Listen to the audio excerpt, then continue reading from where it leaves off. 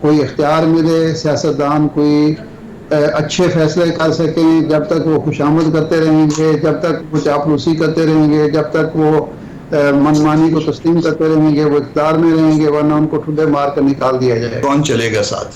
صحیح ہے. میں اس پہ جو ہے نا میں چاہوں گی کہ ارشاد عارف صاحب اپنا کامنٹ دیں. ارشاد صاحب، دستور کی وائلیشن، قانون پر عمل درآمد نہ ہونا یا وائلیٹ کرنا، یہ اس کی کہانی تو بڑی لمبی ہے، لیکن یہ کیسے، کیوں اور کس طرح ٹھیک کیا جا سکتا ہے اور کب؟ یہ اس طرح بالکل آسانی سے ٹھیک کیا جا سکتا ہے. سیاستدان یہ طے کر لیں کہ جب بھی ایسا کوئی کام ہوگا ہم ساتھ نہیں دیں گے. یہ ہمیشہ تو ساتھ کھڑے ہوتے ہیں. مجھے 1958 سے شروع کر دیں، ایوب خان کے ساتھ وہ لوگ تھے جو قائد اعظم کے ساتھی ہونے کا دعویٰ کرتے تھے. کنونشن لیگ میں کون لوگ تھے؟ کیا کوئی وہ کہیں انڈیا سے آئے تھے یا کہیں ایران سے آئے تھے؟ یہ جو 18 کرونا تو رویا جاتا ہے، جب یہ 22 میں سب کچھ ہو رہا تھا تو کون لوگ ساتھ دے رہے تھے؟ پرابلم یہ ہے کہ ہمارا سیاستدان خواہ ادھر کا ہو یا ادھر کا ہو، تجربہ کار ہو یا نہ تجربہ کار ہو، جب بھی اس کو اقتدار کی جھلک دکھائی جاتی ہے وہ اپنے سارے اصول بھول جاتا ہے، وہ آئین کو بھول جاتا ہے، وہ اخلاقیات کو بھول جاتا ہے، وہ جمہوریت کو بھول جاتا ہے. اور مجھے وہ تاریخی ایک فکرہ ہے جس پہ بڑے شور مچایا تھا، ہم لوگوں نے بھی اس وقت لکھا تھا، جن ضیاء الحق نے کہا تھا کہ ہاں انٹرنیشنل کو انٹرویو دیتے ہوئے کہ یہ سیاستدان کیا ہیں، جب میں ان کو ایسے انگلی ہلاؤں گا یہ دو ملاتے میرے پاس آ جائیں گے. کون سا ڈکٹیٹر ہے، آئین کا وائلیٹر ہے جس کا ہمارے سیاستدانوں نے اور مذہبی رہنماؤں نے ساتھ نہیں دیا؟ تو آج یہ سیاستدان فیصلہ کر لیں کہ کل کو ہم کسی آئین کو سیبوٹاج کرنے والے، آئین کی خلاف ورزی کرنے والے، آئین کو ایبروگیٹ کرنے والے، اس کا ہم ساتھ نہیں دیں گے تو یہ راستہ بند ہو جائے گا، یہ سلسلہ ختم ہو جائے گا. لیکن میرا خیال ہے ایسا ہوگا نہیں.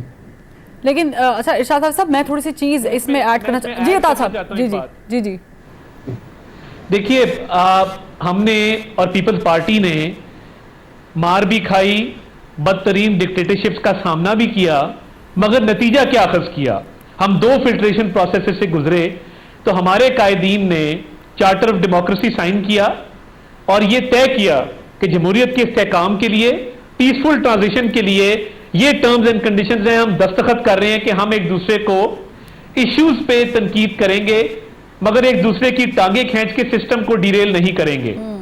اب کیا ہوا کہ آج جو شخص جیل میں ہے وہی اعلی کار بنا، اسی نے جو ارشاد عارف صاحب بات کرے، یہی بات کرے نا کہ کوئی نہ کوئی سیاستدان کبھی نہ کبھی اعلی کار بنتا ہے.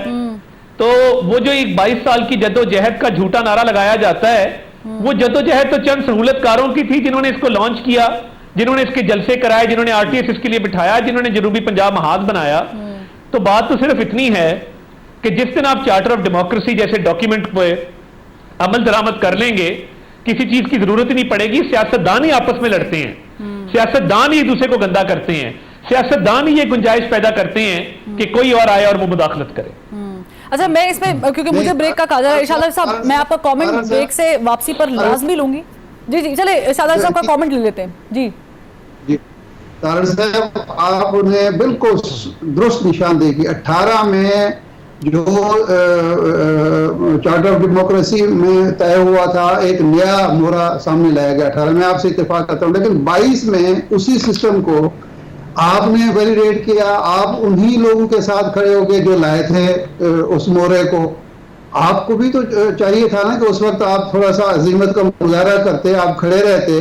جس الیکشن کے بارے میں آپ کہتے تھے کہ وہ اس کو RTS کو بٹھا کے ایک کامیاب کرایا گیا اور سسٹم لائے گا، آپ اسی کا حصہ بن گئے. اور یہ جو قوم اس وقت دیکھ رہی ہے، جو عذاب جھیل رہی ہے، وہ آج آپ کی اسی تعاون کا اور اسی ساتھ دینے کا تو نتیجہ ہے. آپ بھی تو انہی کے ساتھی تھے نا. چلے دیکھ رہے ہیں کہ بجلی مہنگی ہونے کا معاملہ ہے، ذرا کہ اب نگران سیٹ اپ لگا ہوا ہے اور وہ اتنے با اختیار تو نہیں ہیں جس طرح پراپر الیکشن کے بعد کسی کو گورنمنٹ ملتی ہے اور پھر پرائم منسٹر آتے ہیں اور پھر پوری کیبنٹ تشکیل دی جاتی ہے. ذرا گورنمنٹ میں اور اس میں فرق تو بہت زیادہ ہوتا ہے، لیکن کتنا مشکل ہے یہ نگران حکومت کے لیے بھی اس کو ٹیک اپ کرنا، اس کو سالو کرنا، اور یہ کیسے इस हाल तक अवाम पहुंच गए हैं, क्योंकि अब तो सड़कों पे आ गए हैं सारे। देखें, ये हाल को इस तरह पहुंची है कि जब 94 में ये लग रहे थे, पावर प्लांट्स लग रहे थे, तो डॉक्टर बशीर हसन साहब, उस वक्त ये इलेक्ट्रॉनिक मीडिया तो इस तरह से था नहीं, अखबारात के दफातर में आए और उन्होंने कहा कि ये जो पावर प्लांट्स आप लगा रहे हैं तेल पर, ये एक दिन पाकिस्तान को डिफॉल्ट कर देंगे और लोगों के पास बिल देने के लिए पैसे नहीं होंगे।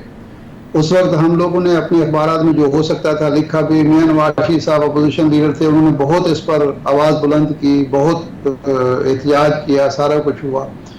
लेकिन जब मियां नवाज शरीफ साहब की अपनी हुकूमत आई तो उन्होंने भी यही काम शुरू कर दिया, और वो काम जो करना चाहिए था कि आप पन बिजली के मंसूबों की तरफ जाते, ऐलान भी किया कालाबाग डैम का जब उन्होंने एटमी धमाकों की बात तकरीर की, लेकिन उस तरफ गए नहीं, कोई भी नहीं गया और इतने साल गुजर गए। उसका नतीजा यही निकलना था कि जब आप तेल बाहर से मंगवाने हैं, मोहताज हैं आप, मईशत आपकी कमजोर है, डॉलर में आपने पेमेंट करनी है, कैपेसिटी चार्जेस की आपने शर्त मान ली है। गुलाम इस वक्त खान साहब ने वाकया सुनाया कि एक डेलीगेशन आया जब वो पानी बिजली के वजीर थे बेनजीर भुट्टो साहबा के दौर में, तो उन्होंने कहा कि बांग्लादेश में वो करके आए 3 सेंट पर यूनिट का मुआहदा, इंडिया में 2.5 का, हमारे पास 6.5 का मुआहदा हुआ, और ये सब हुकूमत ने किया है। और शर्त मान ली कि जनाब आप हम बिजली इस्तेमाल करें ना करें, उसकी पेमेंट हम आपको करेंगे और 18% आपको मुनाफा भी हर सूरत मिलेगा। तो उसका नतीजा यही निकलना था। आप देखें ना हमारी बेबसी का क्या है कि 3 दिन तक वजीर आजम इजलास करते रहे, 3 दिन तक कोई हल ही नहीं निकला, 3 दिन तक कोई रास्ता ही नहीं। ऐसी बंद गली में हम फंस चुके हैं साबका के किए गए गलत मुआहदों की वजह से कि 3 दिन तक सारे बैठ के सोचते रहे कि कोई हल निकालें। अब हल क्या निकाला है कि किस्तों में देते, भाई इस महीने की किस्तें हो जाएगी, अगली की क्या करेंगे, अगले महीने का क्या होगा, ये कोई हल है आपके पास? अच्छा जी, हम जाएंगे IMF के पास, IMF आपको क्या हल देगा? भाई आपने इस बिजली के बिलों को, पेट्रोलियम मसनूआत की कीमतों को टैक्स कलेक्शन का एक जरिया बना लिया है।